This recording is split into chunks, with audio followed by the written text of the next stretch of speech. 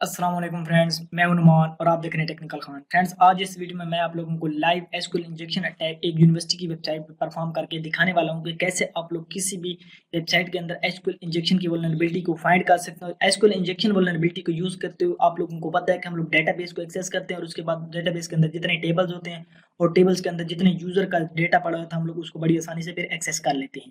तो SQL injection vulnerability की जो वीडियो है, मैं इसको स्टार्ट करने से पहले मैं आप लोगों को कुछ एसक्यूएल इंजेक्शन के बारे में बताना चाहता हूँ कि एसक्यूएल इंजेक्शन क्या होता है और एसक्यूएल इंजेक्शन की कितनी टाइप्स होती हैं। तो एसक्यूएल का stand for structure Curie language और एसक्यूएल इंजेक्शन का बेसिकली मतलब ये होता है गाइस कि काम कुछ इस तरह की क्यूरी जो होती है लाइक कंटेक्ट फॉर्म के अंदर या फीडबैक के अंदर या कंटेक्स्ट के अंदर या कुछ सर्च बार के अंदर या गेट पैरामीटर आईडी के अंदर या पोस्ट पैरामीटर के अंदर कुछ इस तरह की क्यूरी इंजेक्ट करने की कोशिश करते हैं जिसके थ्रू हम लोग बड़ी आसानी से डेटाबेस को एक्सेस कर लेते हैं।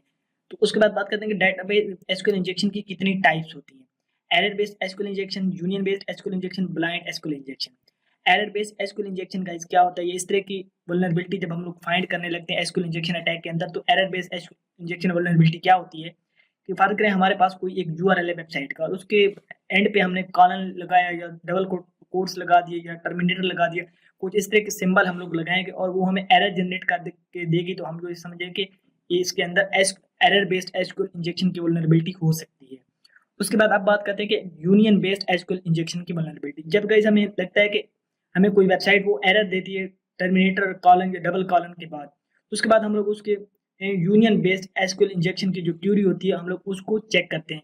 यूनियन बेस्ड क्यूरी को जब हम लोग इंसर्ट करते हैं तो उसके बाद हमें बिल्कुल कंफर्म हो जाता है कि हाँ, इस वेबसाइट के अंदर यूनियन एसक्यूएल इंजेक्शन की वल्नरेबिलिटी हो सकती है। उसके बाद ब्लाइंड एसक्यूएल इंजेक्शन के अंदर भी हम लोग कुछ क्यूरीज डालते हैं, ठीक है। और ब्लाइंड एसक्यूएल इंजेक्शन की मजीद आगे दो सब टाइप्स हैं, एक बूलियन बेस्ड एसक्यूएल इंजेक्शन हो गया, एक time based SQL injection. Boolean based SQL injection के अंदर गाइस हम लोग कुछ इस तरह की कंडीशन लगा दें, लाइक जैसे 1 = 1 हो गया, A = A हो गया, कुछ इस तरह की हम लोग पेलोड बनाते हैं एसक्यूएल क्यूरी को यूज करते हुए, ठीक है। जिनको जो डेटाबेस को लगता है कि हाँ बिल्कुल ये वैलिड क्यूरी और उनको एग्जीक्यूट कर देते हैं, जिसकी मदद से हम लोग बड़ी आसानी से डेटाबेस तक फिर पहुंच जाते हैं। तो चलते हैं, अब हम इसको अटैक को परफॉर्म करके देखते हैं, ठीक है। तो यहाँ पर गाइज मेरे सामने वो वाली वेबसाइट है, ठीक है। ये वाली वेबसाइट, मैं इस वेबसाइट पे एसक्यूएल इंजेक्शन अटैक जो है परफॉर्म करने वाला हूँ। तो एसक्यूएल इंजेक्शन अटैक परफॉर्म करने के लिए गाइज यहाँ पर आपने इस वेबसाइट से इसकी पोस्ट रिक्वेस्ट को आपने कैप्चर करना है, ठीक है। अगर पोस्ट रिक्वेस्ट आप लोग वेब सूट को यूज करते हुए कैप्चर नहीं कर सकते, ठीक है, तो आपने यहाँ पर F12 प्रेस करना है, ठीक है। F12 का प्रेस करने के बाद आपके सामने कुछ इस तरह का इंटरफेस आ जाएगा, ठीक है। उसके बाद आपने नेटवर्क में चले जाना है। नेटवर्क में जाने के बाद आपने कोई रैंडम सा रोल नंबर डाल देना है, ठीक है। नेटवर्क से जब कोई रैंडम सा रोल नंबर डालेंगे उसके बाद आपने इंटर प्रेस करना है, ठीक है। उसके बाद आपने उस पोस्ट रिक्वेस्ट को कैप्चर कर लेना और कोई सी रोल नंबर डालते जाएंगे तो आपके सामने टेबल का डेटा ये शो होता जाएगा, ठीक है। तो यहाँ पर मैंने रिक्वेस्ट को जो है कैप्चर किया हुआ, ठीक है। यहाँ पर मैंने पोस्ट रिक्वेस्ट को गाइस कैप्चर किया हुआ है वर्क सूट को यूज करते हुए, ठीक है। मैं इसी रिक्वेस्ट को यूज करने वाला हूँ, ठीक है। तो यहाँ पर मैं अपना टर्मिनल ओपन कर लेता हूँ गाइस, ठीक है। यहाँ पर मैं अपना टर्मिनल ओपन कर लेता हूँ। टर्मिनल के अंदर मैं इस जो रिक्वेस्ट मैंने कैप्चर की हुई है वर्क सूट की यूज करते हुए पोस्ट रिक्वेस्ट, ठीक है, इसको मैं यूज करने वाला हूँ, ठीक है। तो यहाँ पर मैं लिखता हूँ एसक्यूएल मैप, ठीक है। मैं इसको मजीद थोड़ा सा जूम इन कर लेता हूँ, ठीक है। उसके बाद गाइस यहाँ पर -r मैं इस वजह से यूज कर रहा हूँ कि जब भी हम लोग कोई रिक्वेस्ट कैप्चर करते हैं, ठीक है, और उसके बाद उसकी टेक्स्ट फाइल बना लेते हैं और एसक्यूएल इंजेक्शन की वल्नरेबिलिटी हम लोग उस टेक्स्ट फाइल को यूज करते हुए चेक कर रहे होते, तो उस वक्त हम यहाँ पर लगाते हैं -r। अगर हम लोग डायरेक्टली यूआरएल को यूज करते हैं किसी भी वेबसाइट के या कोई भी पोर्टल हो सकता है या सर्वर हो सकता है, तो उस वक्त हम लोग यहाँ पर -u लिखते हैं, ठीक है। उसके बाद गाइस यहाँ पर मैं इसको, क्योंकि मेरे डेस्कटॉप की डायरेक्टरी के अंदर वो वाली पड़ी हुई है फाइल, ठीक है। उसके बाद यहाँ पर मैं लिखता हूँ desktop/request.txt, ठीक है। और आगे आपने गाइस लिखना है -dbs, ठीक है। और उसके बाद गाइस आपने इंटर प्रेस कर देना है, ठीक है। तो यहाँ पर गाइस मैंने इंटर प्रेस कर दिया। उसके बाद यहाँ पर हम लोग थोड़ा सा वेट कर लेते हैं। तो यहाँ पर ये हमें शो कर रहा है कि ठीक है, testing connection to the target URL, ठीक है।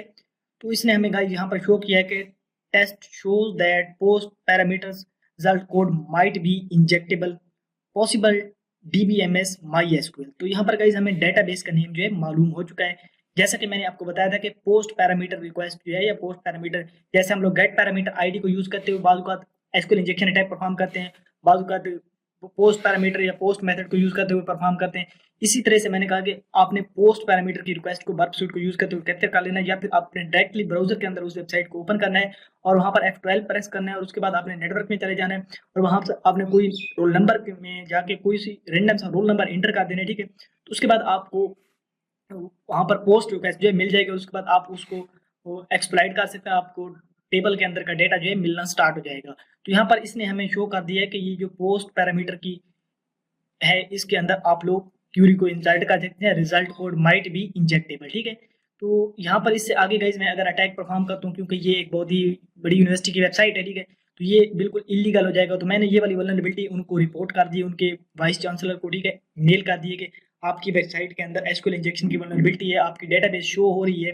और उसके आगे अगर मैं क्योंकि यहाँ पर ये कह रहा है कि for the remaining test do you want to include all test for MySQL, तो यहाँ पर ये पूछ रहा है कि माई एसक्यूएल जो डेटाबेस आपको मिली है, ठीक है, उसके ऊपर आप लोग कोई मजीद टेस्ट करना चाहते हैं या कोई पेलोड लाइक जैसे मैंने आपको बताया कि यूनियन क्यूरी होगी, एरर बेस्ड क्यूरी होगी, या ब्लाइंड एसक्यूएल इंजेक्शन अटैक हो गया, तो इस तरह के अटैक आप लोग इस डेटाबेस पे परफॉर्म करना चाहते हैं, डेटाबेस के टेबल को या फैच करने के लिए या इन्फॉर्मेशन स्कीमा को फैच करने के लिए। तो यहाँ पर गाइज मैं फैच नहीं करने वाला, ठीक है, क्योंकि मैं इससे आगे काम नहीं करता। इससे आगे अगर वीडियो बनाऊंगा मजीद तो ये फिर इलीगल हो जाएगी, क्योंकि मैंने जस्ट आप लोगों को शो करवाना था कि कैसे आप लोग किसी भी सिक्योर वेबसाइट के अंदर एसक्यूएल इंजेक्शन की वल्नरेबिलिटी को निकाल सकते हैं। लाजमी नहीं कि गाइस यहाँ पर आप लोग डायरेक्टली इसके यूआरएल में कुछ इंटर करें, इंसर्ट करें या यहीं से कुछ इंसर्ट करें, ठीक है। तो आपने यहाँ रिक्वेस्ट को कैप्चर कर लें, वर्क सूट के अंदर पोस्ट रिक्वेस्ट को कैप्चर करना है, गेट रिक्वेस्ट को कैप्चर नहीं करना है, ठीक है। पोस्ट रिक्वेस्ट को कैप्चर करने के बाद आपने एसक्यूएल मैप के साथ इसको यूज में ले लेना है, या फिर आप लोग मैनुअली भी इसको आप लोग इसके अंदर एसक्यूएल इंजेक्शन की वल्नरेबिलिटी को फाइंड कर सकते हैं, क्योंकि ये वेबसाइट जो है वल्नरेबल है। आप लोगों के सामने यहाँ पर शो हो चुका है कि post parameter result code might be injectable possible DBMS MySQL. तो गाइज ये वीडियो इतने तक ही मैं बना रहा हूँ, इससे आगे मैं नहीं लेके जा रहा क्योंकि फिर ये इलीगल हो जाएगी। तो उम्मीद करता हूँ कि गाइज आप लोगों को समझ आ गई कैसे आपने एसक्यूएल इंजेक्शन वल्नरेबिलिटी को फाइंड करना है किसी भी वेबसाइट के अंदर। तो गाइज ये वीडियो अगर आप लोगों को अच्छी लगती है तो लाइक, कमेंट और शेयर जरूर करना है। साइबर सिक्योरिटी, एथिकल हैकिंग और टेक्नोलॉजी से रिलेटेड वीडियोस को देखने के मेरे चैनल को सब्सक्राइब जरूर कर लेना है। और आपके जो भी दोस्त साइबर सिक्योरिटी, एथिकल हैकिंग सीखना चाहते हैं उनको ये मेरी वीडियो शेयर कर दिया करें, क्योंकि गाइज मेरा यूट्यूब चैनल का जो वॉच टाइम है अभी तक कंप्लीट नहीं हुआ, और आप लोगों को जो भी मेरी वीडियो अच्छी लगती है तो काइंडली उसको दोबारा भी देख लें, ताकि मेरा यूट्यूब चैनल का वॉच टाइम जो है जल्दी कंप्लीट हो जाए।